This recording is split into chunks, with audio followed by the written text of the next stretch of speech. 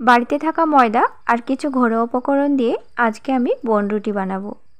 আর এই রুটিটি একেবারে দোকানের মতো হবে। ভিডিওটি দেখতে থাকো, তোমাদের ভালো লাগবে। বনরুটি বানানোর জন্য প্রথমে আমি নেব 2 বাটি ময়দা। ময়দার পরিবর্তে তোমরা আটাও ব্যবহার করতে পারো। এখানে আমি 2 বাটি ময়দা ব্যবহার করব, আর এই 2 বাটি ময়দা থেকে আমার 4টে রুটি তৈরি হবে। ময়দাটা দিয়ে দিলাম। এবার দেব এখানে ইস্ট। ইস্ট একটু মাপ করে দিতে হবে, খুব কম আবার খুব বেশি দেওয়া যাবে না। খুব বেশি দিলে কিন্তু ইস্টের একটি গন্ধ থাকে, সেটা খাবারে খুব একটা ভালো লাগে না। তাই এখানে আমি ইস্ট 2 চামচ ব্যবহার করলাম। দেব স্বাদ মতো লবণ আর 1 বাটি চিনি। এবার দেব একটি ডিম। একটি ডিমের পরিবর্তে তোমরা এখানে 2টো ডিমও ব্যবহার করতে পারো, আবার 2টোর বেশিও ব্যবহার করতে পারো, তবে আজকে আমি একটি ডিমই দেব। এরপর দেব সাদা তেল। সাদা তেলের পরিবর্তে তোমরা এখানে বাটারও ব্যবহার করতে পারো, তবে সাদা তেল দিলেও খুব একটা খারাপ হবে না, খেতে ভালোই হবে। এরপর আমি নরমাল জল দিয়ে ময়দাটা মেখে নিচ্ছি। হাত দিয়ে আস্তে আস্তে ময়দাটা মেখে নিতে হবে, আর ময়দা একটু নরম করে মাখতে হবে। আমি ঢাকা দিয়ে রেখে দিয়েছি প্রায় 2 ঘন্টার জন্য।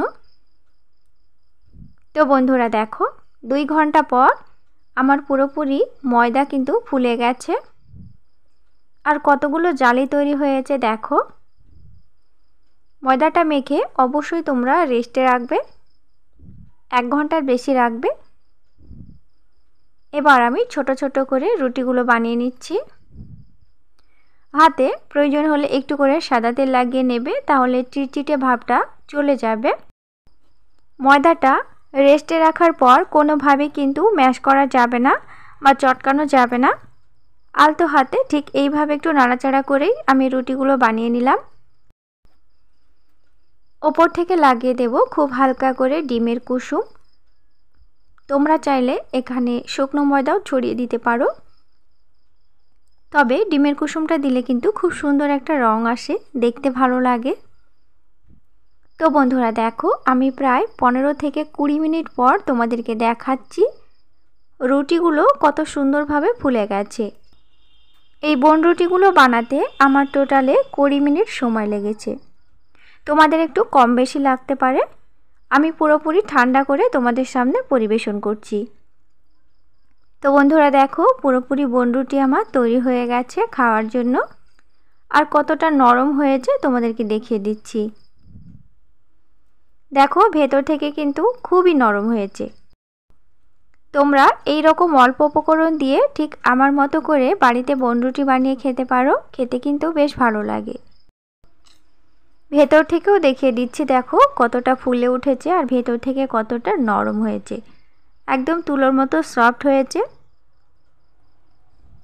ভিডিওটি ভালো লাগলে চ্যানেলটি সাবস্ক্রাইব করে দিয়ে আমার সাথে থেকো, আর অবশ্যই লাইক করো, কমেন্ট করো, আর অবশ্যই তোমার বন্ধুদের সাথে শেয়ার করো। ভালো থেকো, ধন্যবাদ।